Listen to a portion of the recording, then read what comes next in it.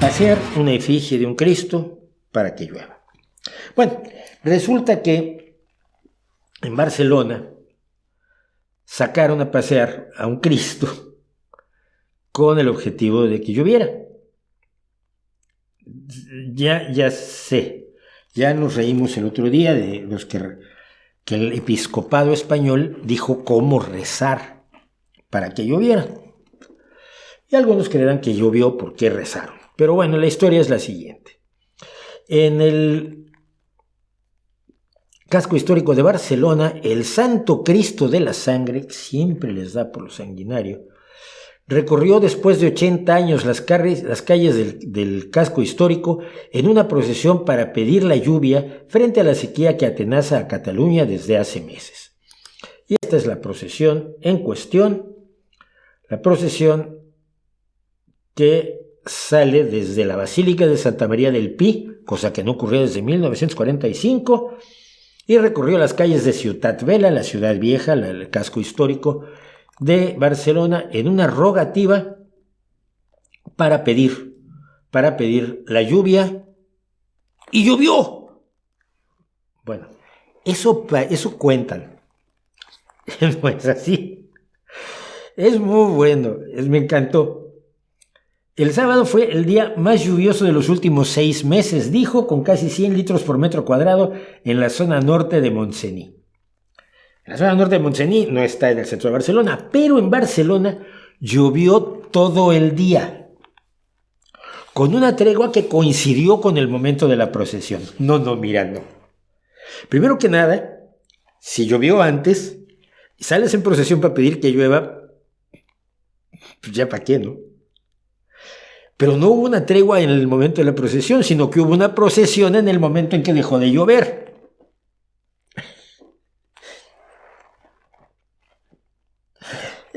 Pero como lo cuenta el periódico es maravilloso. En Barcelona llovió todo el día con una tregua que coincidió con el momento de la procesión organizada por el Secretariado Diocesano de Cofradías y Hermandades y el Consejo General de Hermandades y Cofradías del Arzobispado de Barcelona. El de Hermanfrías y Cofradades también creo que iba a participar, pero no pudo por cuestiones de trabajo. No me río de las creencias de la gente. A ver, cuando no sabíamos cómo llovía, sacabas a la Virgen a ver si... Pero lo que me llama la atención y quisiera yo desentrañar con toda seriedad es cómo los creyentes consideran que se establece la comunicación con la deidad. Si Dios está en todas partes, y si estuviera aquí probablemente me soltaría un soplamocos de consideración, me aflojaría un par de muelas y todo eso. Cuando tú quieres algo, le pides a Dios, pero hay un problema. Dios se supone que sus designios son inescrutables y son absolutos. Dios sabe lo que hay que hacer, sabe lo que tiene que pasar. Y lo hace sabiéndolo todo, siendo todo bueno y siendo todopoderoso. Tú le estás pidiendo que cambie de opinión. Es raro, ¿no? Oye, tú no quieres que llueva. Oye, no, en serio, vamos, sé bueno, anda. Y que una deidad todopoderosa, omnisciente, omnipresente, omnibenevolente, llegue a la conclusión de, bueno, como me lo están pidiendo, vamos a hacer que vea. No suena propio de una entidad, de una deidad como la que nos presentan, con el poder de crear el universo, básicamente, ¿no? O sea, a partir de ahí ya cualquier cosa es un truco menor. Creó el universo, wow.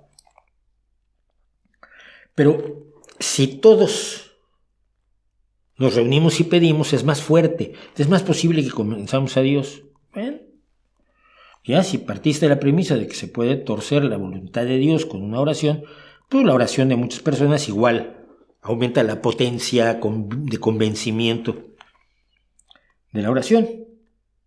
Pero sacar a pasear una efigie en madera de un Cristo en las condiciones en que habitualmente lo tenemos, es decir, crucificado, sangriento, muerto o en una agonía horrorosa, y sacarlo a pasear por las calles de la ciudad, ¿cómo es que efectúa una influencia tal sobre la deidad que hace que llueva? o que salve la vida de una persona, o que logre que gane un partido de fútbol el Guadalajara y no el América, o el Barça y no el Real Madrid. ¿Cómo creen ellos que es el mecanismo mediante el cual un Dios todopoderoso, que lo sabe todo, que es todo bueno, cambia de opinión? Se altera el designio de la deidad.